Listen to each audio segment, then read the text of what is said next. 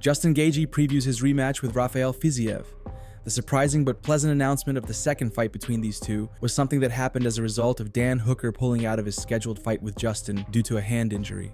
Multiple sources reported that Fiziev wasn't UFC's first choice, but after at least 2 fighters turned down the opportunity to face Gaethje on short notice, the call was made to Rafa, who happily accepted the rematch.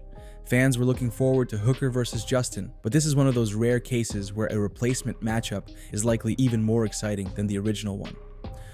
All this rematch promises is at least a repeat of the pace and explosiveness of their first fight, but the result might very well be much different. Here's what Justin had to say about his upcoming second fight with Fiziev. He's been doing this his whole life, and his ability to hold position and create, leverage in his shots was very special, and it was, it was dangerous. He's going to be just as dangerous this fight. I think that my ability to push the pace and make him tired was ultimately why I was so successful in the third round. And I have to rely on that again, especially with how hard I've been working. I believe I can sprint for 15 minutes here, and that has to be part of the game. Henry Cejudo and Kamaru Usman discuss Ilia Topuria's chances against Islam Makhachev. It looks like it will be Makhachev versus Topuria next for the lightweight crown, a battle between 2 champions at the peak of their forms. But is Makhachev's style and his size advantage too much for Topuria to handle? A valid question, of course, a definitive answer on which we will only get when they get locked into the cage, but it's certainly possible to make assessments based on all available information. Islam's crushing grappling style, paired with his size and reach advantage, make this attempt to conquer another division a mountain to climb for Ilia. Henry and Kamaru comment on his chances to beat Islam and get himself a lightweight crown. And I tell you what, man, if Islam cannot take Ilia down, or if he doesn't take him down early, dude, it could be very problematic for a guy like Islam Makhachev because, dude, Ilia Topuria has a level. He level changes his striking.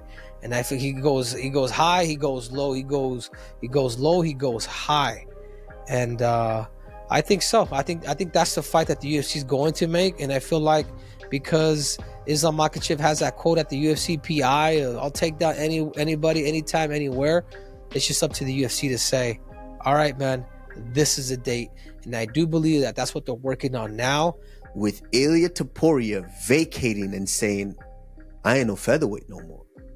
I'm a lightweight now. 1,000% he's next in line for that title shot.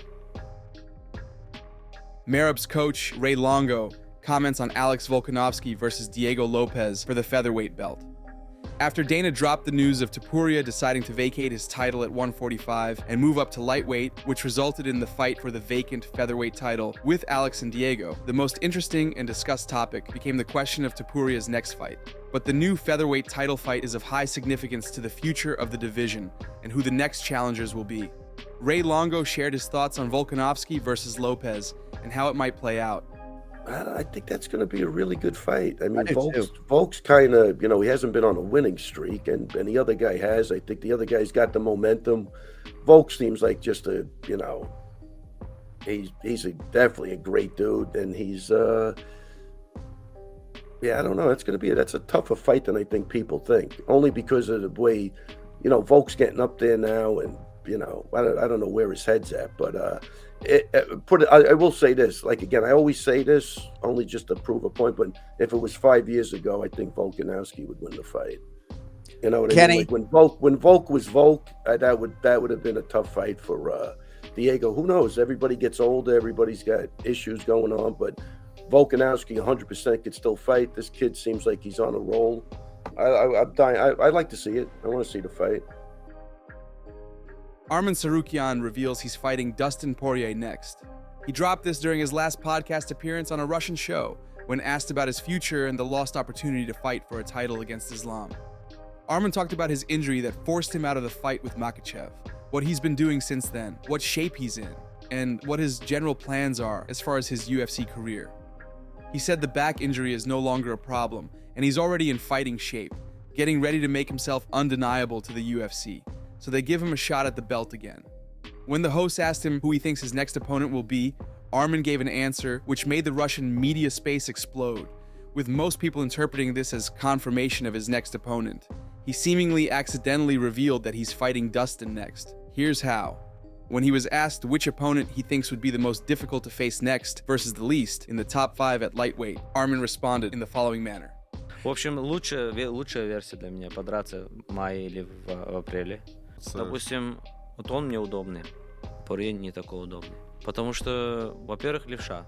То есть это очень тяжело, этот левша. Потому что с левшой это практически ты меняешь весь спарринг. И спарринг-партнеров очень мало в зале. В зале, допустим, бывает 2 левши. Из-за этого с левшой, когда драться, это чуть тяжелее именно тренировочный процесс выстоять. Jan Blachowicz talks about coming back to competition after a long layoff, his plans at light heavyweight, and the matchup with Carlos Ulberg. At 42 years of age, Jan is in an interesting spot as far as his UFC career. He lost his last fight via split decision to Alex Pereira, and before that had a draw with Magomed Ankalaev, who will soon be challenging Alex for the title. During his last run, he proved to be an extremely difficult task for the elite strikers in the sport to figure out. Adesanya, Pereira, and Ankalaev couldn't effectively weaponize their striking skills against him, and there's an argument to be made that Jan actually won the fight against Alex. A significant step up in competition for Ulberg, that's for sure. Here's what Jan thinks about his comeback fight. I'm very happy with the matchup, 7 wins in the row. So, I like him. I like his style, like a person and everything, but, I don't care. It's time to stop him, So I'm happy that I'm coming back, and I'm happy that I can beat this guy who's gonna stop him in his, win streak. So, yeah, let's go. It's like, I don't need like extra motivation, but this is something what I feel in this fight. And I'm sorry to keep asking you about Alex, because I know you focused on Ulberg. He's now a megastar, and he's making millions and millions of dollars per fight. And that's what we all want. When you see that and you're on the sidelines and it's been 2 years, does a little part of you get a little bit, yes, but I don't think about this because I don't waste my energy for that, So I've got my ego also, and I'm a little bit jealous because this should be my place, I should be there, but he is. But I don't think like this about him. He got his story, I've got my story, and and that's it. I like Pereira. I don't have bad blood with him, so I wish him best, and I believe that we meet, someday inside the octagon again, and I'm gonna have chance to beat him, and that's it. But no bad blood. I wish him best.